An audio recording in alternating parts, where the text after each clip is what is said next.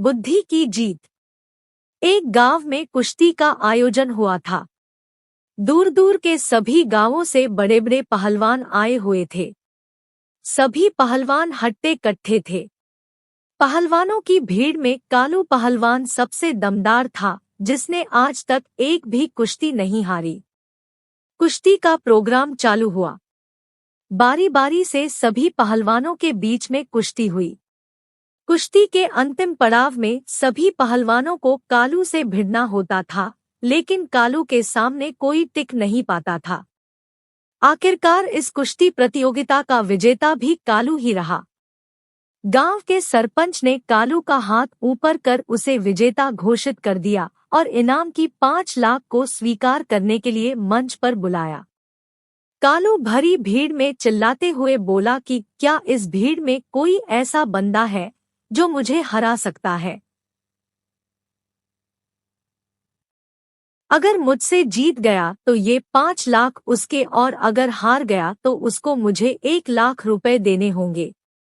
क्या किसी को ये चुनौती मंजूर है? भीड़ के सभी नौजवान एक दूसरे का मुंह देखने लगे। कोई आगे नहीं आया। किसी को आगे न आता देख कालू हंसने लगा। तभी एक दुबला-पतला आदमी आया और बोला, मुझे तुमसे कुश्ती खेलनी है।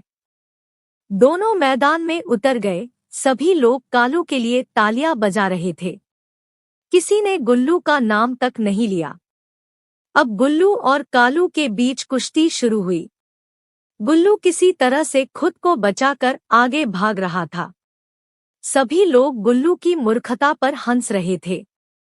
गुल्लू को भी लग रहा था कि उसने अखाड़े के अंदर आकर गलती कर दी है, लेकिन वापस बाहर गया तो 1 लाख देने होंगे। गुल्लू ने अपना दिमाग चलाया और चालाकी से उसको पीछे से पकड़ लिया और कालू को खूब गुदगुदी की।